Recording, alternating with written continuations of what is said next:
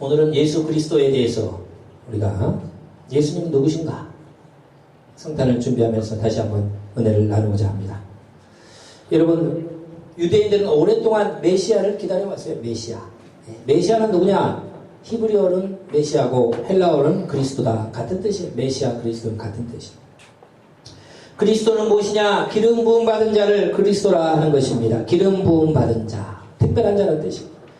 구약에는 세 종류의 사람에게 기름을 붓습니다. 먼저 왕이 탄생할 때 왕의 즉위식에서 선지자를 통해 기름을 붓는다. 예. 그래서 이 왕이 바로 이제 하나님의 특별한 능력이 임해서 백성을 통치하는 자로 인정하는 것입니다. 그래 기름 부음이 있다는 거예요. 그 다음에 선지자가 선택될 때 기름을 붓습니다. 엘리야가 엘리사를 후계자로 선택할 때 기름을 붓는다 이거예요. 예. 그래서 너는 나의 후계자요. 너는 하나님의 말씀을 백성들에게 전하는 사람이다 하면서 기름 부음이 있다는 것이죠.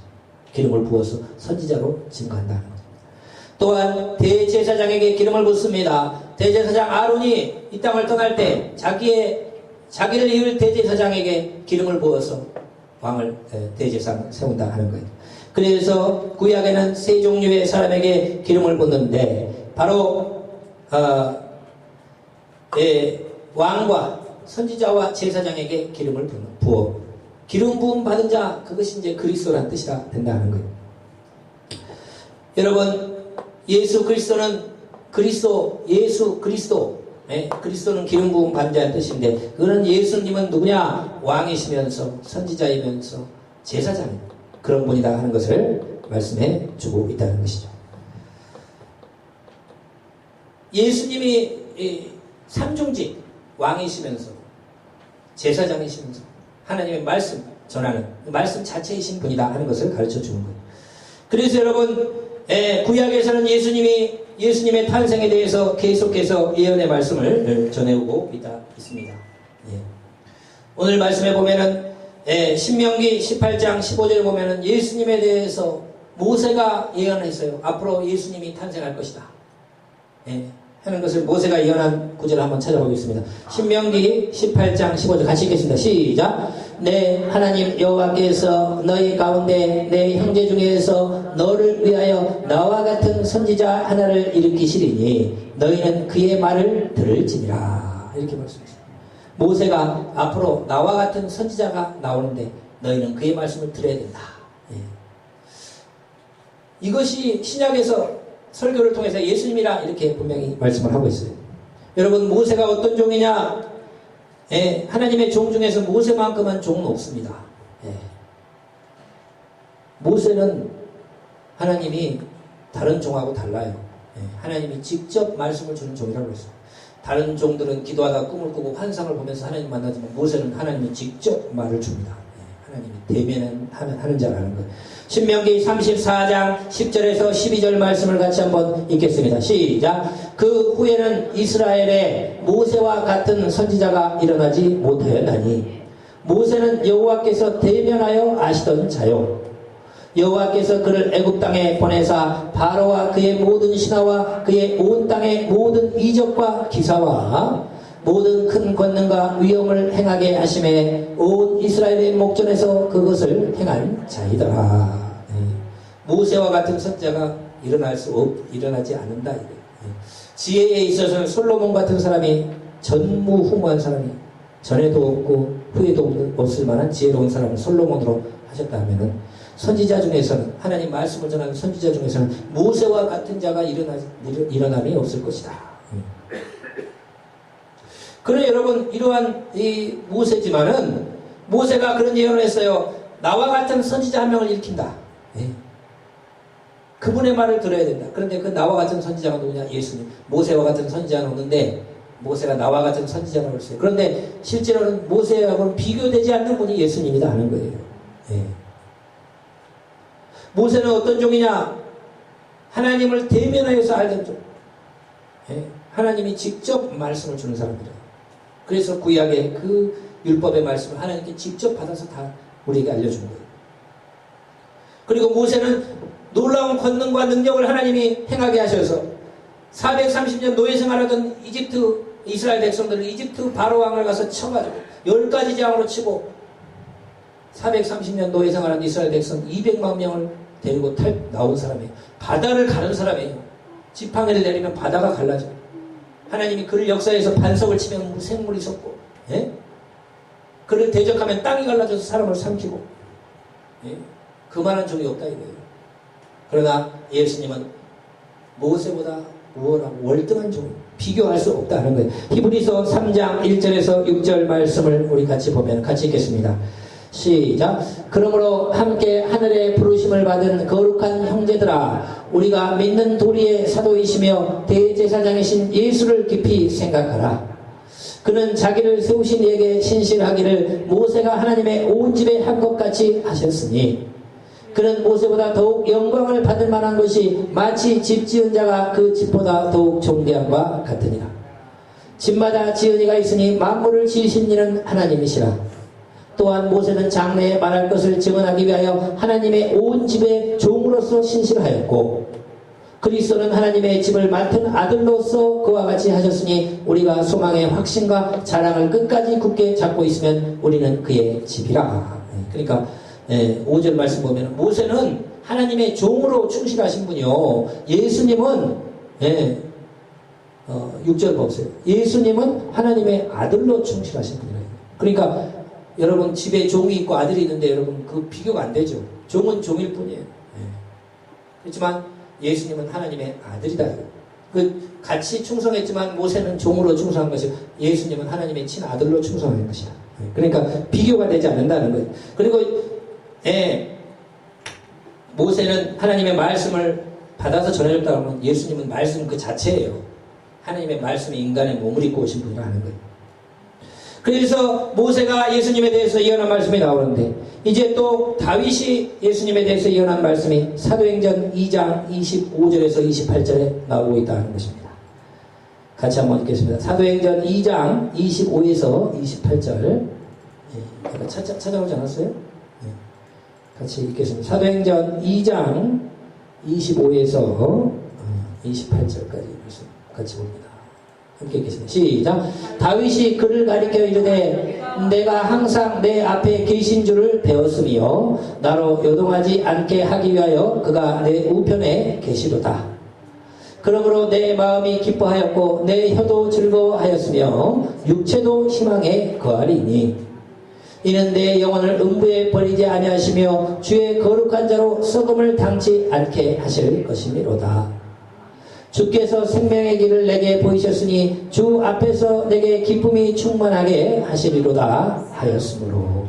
27절에 보면은 예수님에 대한 예언이에요. 예수님에 대한 다윗의 예언인데 예수님을 영혼을 음부에 버리지 아니하시고 예수님 거룩한 자로 썩음을 당치 않게 하십니다. 예수님의 그 시신으로 썩음을 당치 않게, 그를 부활하신다는 것을 약속하는 예언이다. 베드로가 이렇게 설교해 주는 거예요. 다윗이 이렇게 말씀했다는 거예요.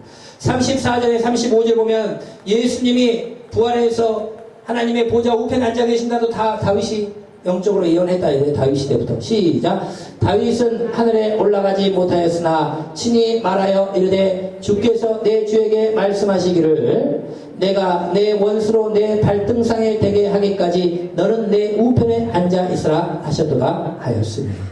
그래서 내 우편에, 하나님이 예수님께 내 우편에 앉아 있으라, 내 원수를 갖기까지, 이 말씀을 다윗이 벌써 구약에서 시편을 통해서 예언을 말씀을 다 들었다 이거예요. 그분이 누구냐? 예수님이다 하는 것을 다윗도 예언하고 있다는 것입니다. 예수님에 대한 예언은 모세도 했고 다윗도 했고 선지자들이 다 했어요. 특별히 이사야가 가장 많이 했어요. 이사야 선지자 오늘 9장 6절에서 7절 말씀 보면 본문 말씀입니다. 이사야 선지자가 예수님에 대해서 너무 많은 예언을 했어요. 같이 한번 읽겠습니다. 시작. 이는 한 아기가 우리에게 낳고 한 아들을 우리에게 주신 바 되었는데 그의 어깨에는 정사를 메었고 그 이름은 기묘자라 모사라 전능하신 하나님이라 영존하시는 아버지라 평강의 왕이라 할 것이니라. 그 정사와 평강의 더함이 몽하며 또 다윗의 왕자와 그의 나라에 군림하여 그 나라를 굳게 세우고 지금 이후로 영원히 정의와 공의로 그것을 보존하실 것이라. 만군의 여호와의 열심히 이를 이루리라. 이사야 선지자의 예언한 말씀이다. 특별히 6절 말씀 보세요. 예수님이 탄생하는데 아기로 온다. 인간의 몸을 입고 아기로 탄생할 걸 예언했다. 한 아기가 난다. 근데 예수님은 누구냐? 정사를 배웠다. 이것은 왕이라는 거예요. 정치를 의미하는 거예요. 왕, 만왕의 왕이에요. 그의 이름은 기묘자, 무사, 예? 전능하신 하나님. 여기서 삼위일체의 교리에 대한 말씀들이 나오는 거예요. 예. 예수님이 누구냐? 전능하신 하나님이라는 거예요. 예수님이 누구냐? 영존하시는 아버지라는 거예요. 아, 예수님 아들 아닙니까? 여기는 분명히 나오잖아요. 그러니까 여기에서 이제 우리가 삼위일체 교리들을 세워가는 거예요.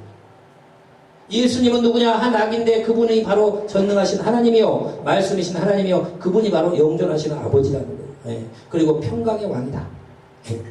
다음 구절 보시면 7절. 그래서 영원토록 왕노릇하신다. 이렇게 우리에게 말씀을 하고 있다는 거예요. 그 예수 그리스도의 탄생을 이사야가 예언하는데 예수님께 성령이 임해서 하나님의 사역을 감당한다 하는 것을 이사야 11장 1, 2절 말씀에 또 말씀하고 있다는 거죠. 같이 한번 읽겠습니다. 시작. 이새 줄기에서 한 싹이 나며 그 뿌리에서 한 가지가 나서 결실할 것이요, 그의 위에 여호와의 영 곧 지혜와 총명의 영이요 모략과 재능의 영이요 지식과 여호와를 경외하는 영이 강림하시리니. 이렇게 말씀한다는 겁니다. 예수님께 바로 다윗 이새의 줄기에서 한 싹이 난다.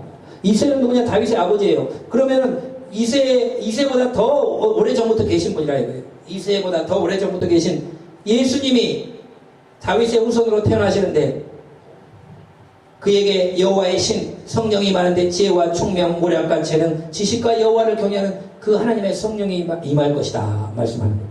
예수님이 세례를 받고 침례를 받고 이게 올라오셨을 때 하늘에서 성령이 비둘기같이 예수님께 내린 거예요. 그래서 그 놀라운 사역들을 감당한 것입니다. 그 예언의 말씀이 이사야 선지자가 벌써 다 보고 예언을 했다 이거예요. 10절 말씀으로 내려가 보면은 10절로 같이 읽겠습니다. 시작. 그날에 이새의 뿌리에서 한 싹이 나서 만민의 기치로 설 것이요 열방이 그에게로 돌아오리니 그가 거한 곳이 영화로우리라. 이새의 뿌리, 다윗의 아버지 이새의 그 뿌리, 이새보다 더 오래전부터 태초부터 계신 분이라 이거예요. 그분이 싹이 나가지고 인간의 몸을 입고 다윗의 후손으로 이 땅에 오실 때 만민의 기치로 선다. 모든 사람이 열방이 그에게로 돌아온다. 여러분 오늘도 예수 그리스도를 나의 구주로 고백하는 사람이 전 세계에 얼마나 많습니까? 우리가 여러분 예수님 본 적 있으세요? 유대인도 아니에요. 우리는 2000년 전에 예수님 오셨는데 우리도 예수님을 나의 구주로 영접하고 그분이 나의 죄를 다시 잊고 인간의 몸을 입고 오신 하나님이에요. 우리가 그분을 나의 구주로 조금 추우신 분도 있었어요. 그분을 나의 구주로 영접하고 우리는 그분의 피로 죄 씻음 받고 하나님 자녀가 된다. 우리가 이걸 믿는다 이거예요. 얼마나 여러분 감사합니까? 그런데 만민이 우리만 믿는 게 아니라 우리는 한국 사람이 2000년 후에 지금 예수 그리스도를 믿고 이 수많은 교회가 주님을 예배하고 거예요. 우리만 믿는 게 아니라 저 아프리카에서도 40% 사람들이 예수 믿는다고 그래요.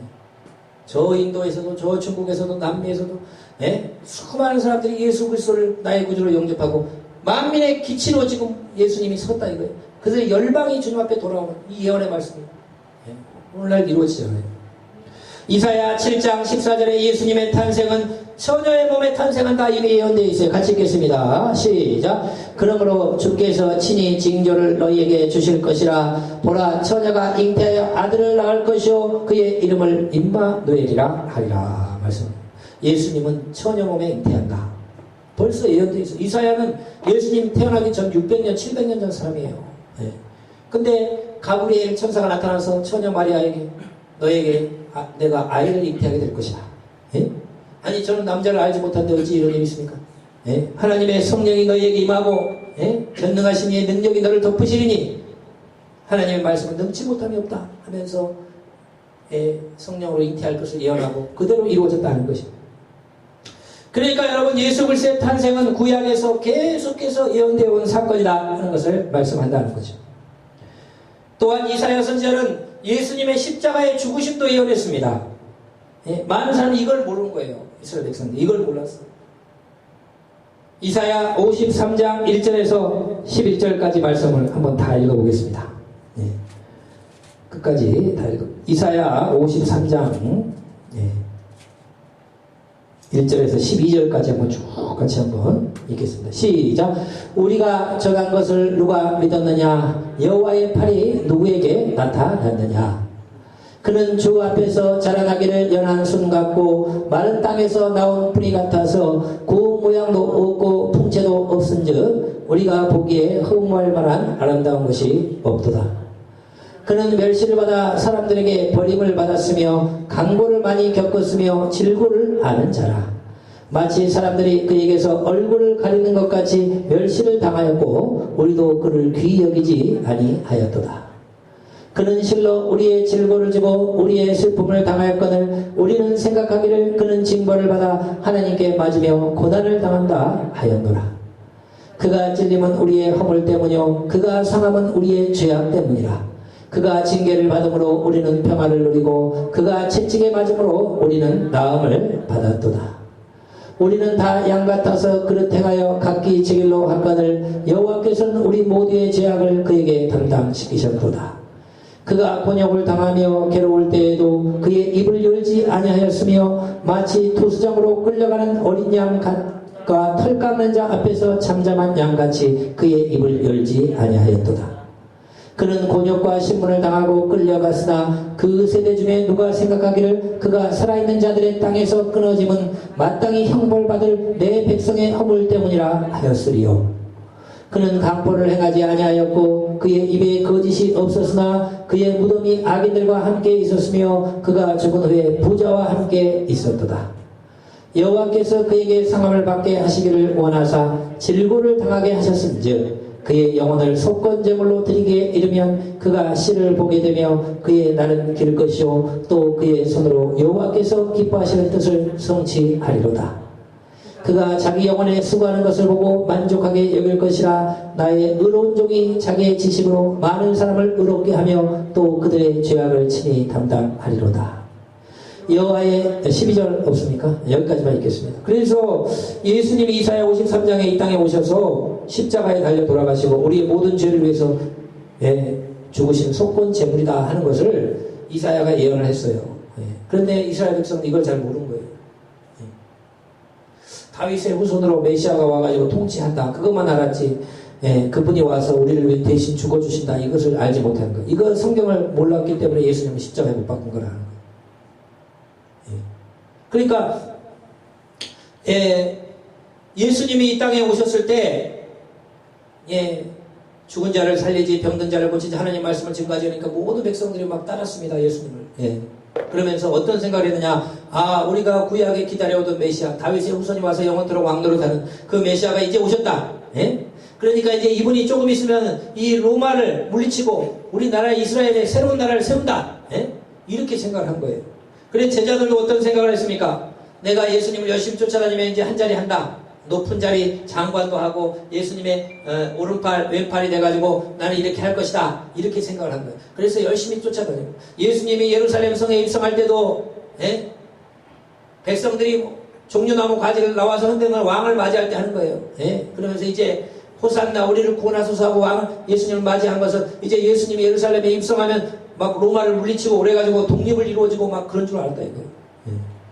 그런데 예수님이 다윗의 후손이 와서 영원토록 왕노릇 하는 것은 그것은 언제 이루어지는 건가? 그것은 예수님의 재림 때 이루어진 거예요. 재림. 예수님의 초림은 뭐냐?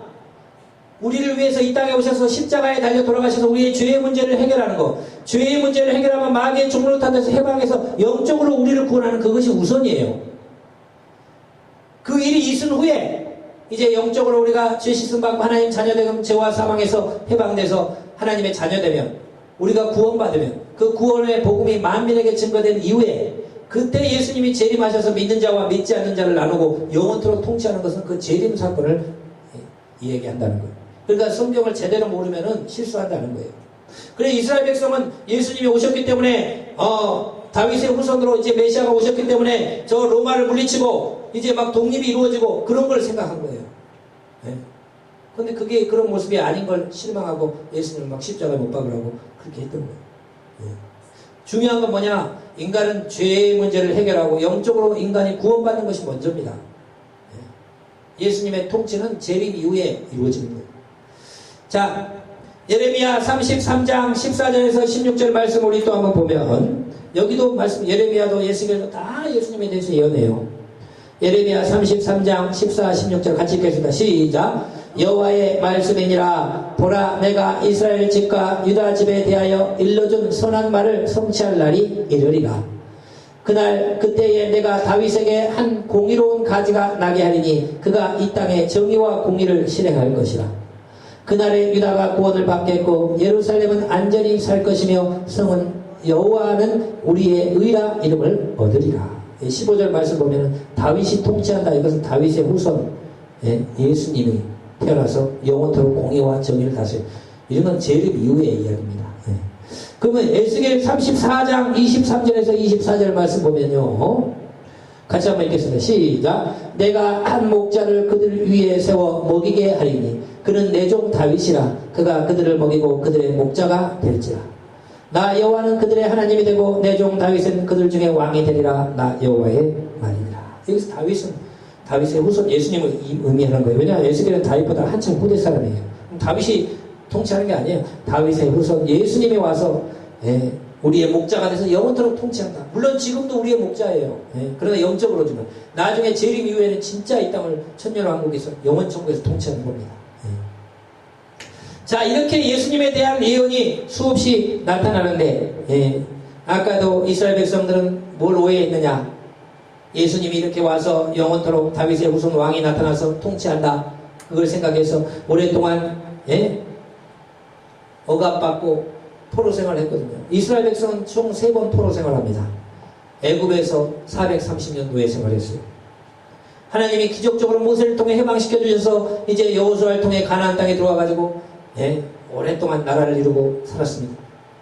그러나 하나님 말씀에 순종하지 않고 불순종하기 때문에 바벨론 느부갓네살 왕에게 멸망당해가지고 주전 586년 우리나라 고구려 백제 신라보다 훨씬 이전에 있었던 일이에요. 나라를 뺏겨서 바벨론에 가서 70년 포로 생활했어요. 두 번째 포로 생활이에요. 그러나 70년 만에 이제 페르시아가 그 시대를, 새로운 시대를 열고 정복하면서 바벨론을 물리치고 정복하면서 페르시아의 왕이 다 이방인들을 다 자기 땅으로 돌려보내요. 종교의 자유를 줍니다. 그래서 이스라엘 백성들이 이제 다시 돌아와서 성전을 세우고 스룹바벨이 성전을 세우고 하나님을 섬기고 예배했지만은 정치적인 자유를 이룬 건 아니에요. 정치적으로는 식민지지만 종교의 자유만 누렸더라고요. 그렇게 그러니까 이스라엘 백성들이 그 독립에 대한 열망이 얼마나 크겠어요. 그런데 그 다음에 헬라가 나타나지, 그 다음에 로마가 나타나지, 계속 식민지 생활. 그때 바로 그때 예수님이 오신 거예요. 로마 시대 때 예수님이 오신 거예요. 그래서 이스라엘 백성들은 예수님이 이제 메시아가 오셨으니까 우리가 독립을 못 이룬 지 오래됐는데 예수님을 통해 저 로마를 물리치고 이제 우리가 정말 다윗의 후손으로 우리가 뭔가를 이룬가 보다. 그렇게 생각해서 예수님 믿고 따랐다 이거예요. 그러나 인간의 문제는 그런 정치적인 문제가 아닙니다. 가장 첫 번째 문제는 뭐냐? 인간을 죄에서 해방해야 한다 이거예요.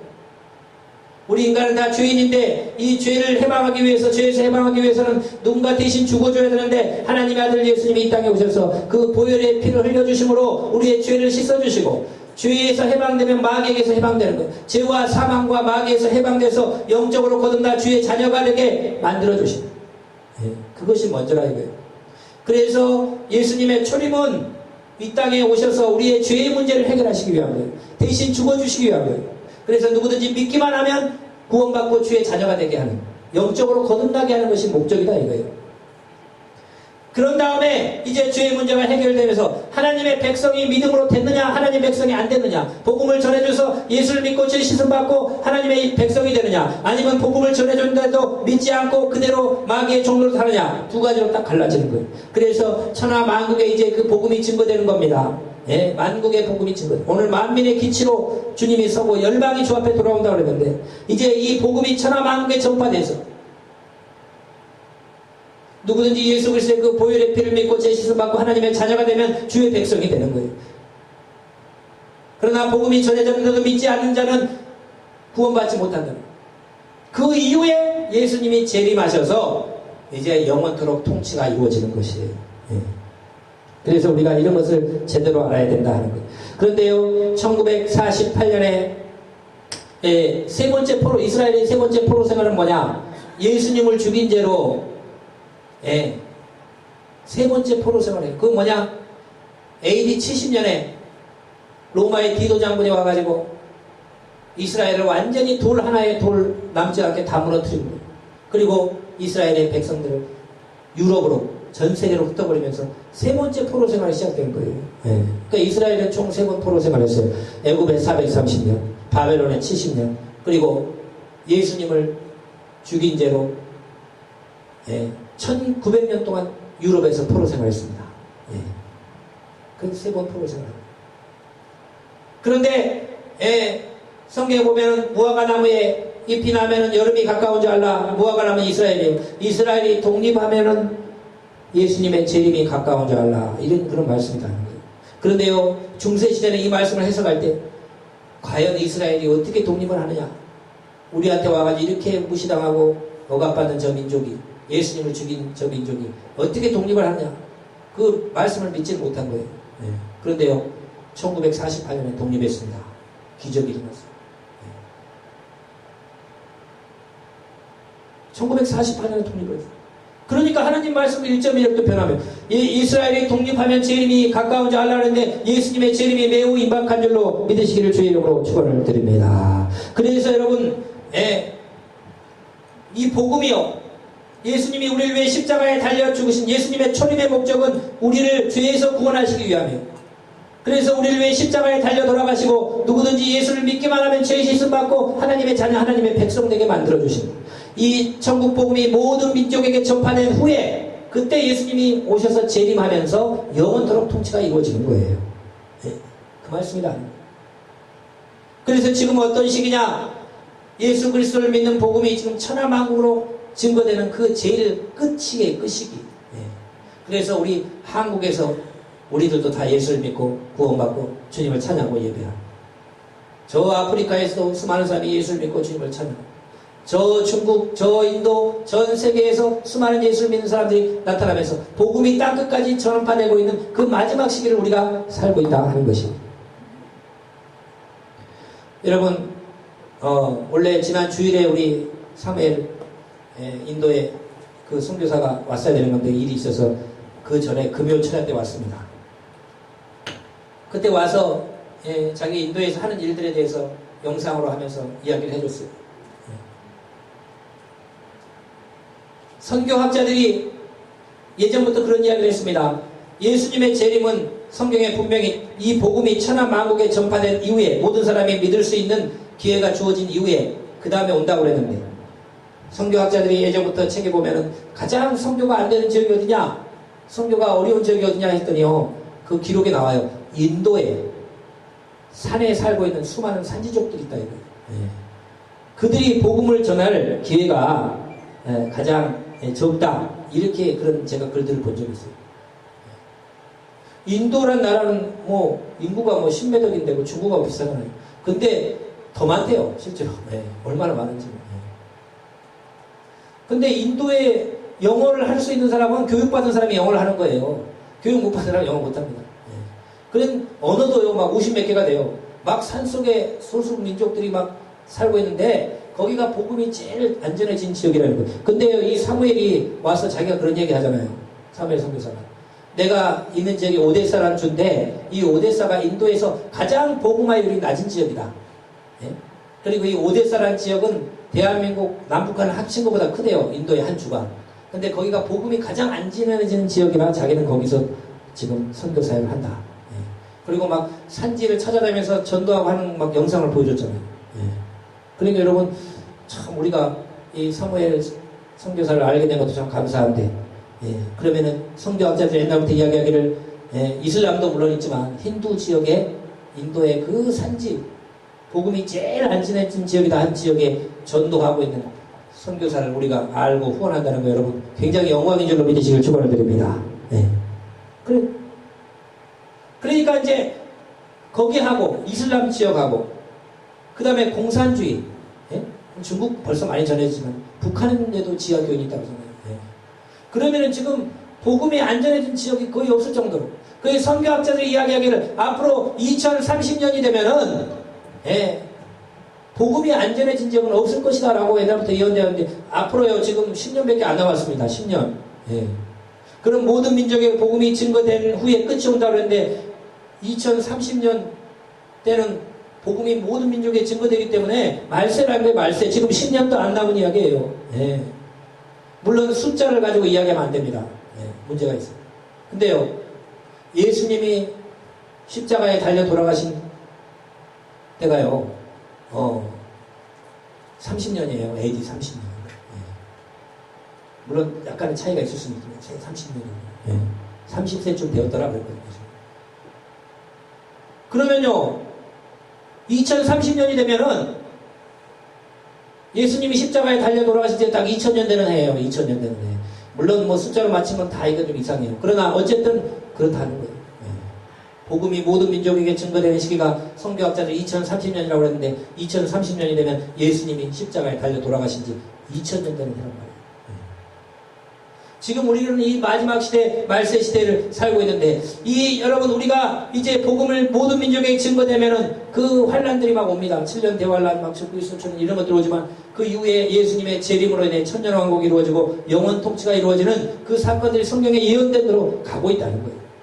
우리는 이 마지막 시대에 예수님의 그 탄생, 결국 우리의 죄를 씻기 위하며, 예수님을 믿는 자를 구원하기 위하며, 천국 백성 삼아서 이 복음이 만민에게 전파된 이후에 예수님의 재림과 영원한 통치가 이루어진다 하는 것을 성경이 말하고 있는데, 이것도 우리가 깊이 깨닫고 아직도 주님을 모르는 사람들에게 복음 증거하고 전도하고 선교하고 이 일에 우리가 마지막으로 최선을 다하는 그런 시기다 하는 거예요. 오늘 예수님의 탄생을 우리가 다시 한번 준비하면서 이 땅에 오신 예수 그리스도, 우리의 죄를 씻은 예수 그리스도 더 열심히 복음 증거하고 그리고 다시 오실 예수 그리스도를 우리가 기다리는 저와 여러분 되시기를 축원을 드립니다. 기도합니다. 아버지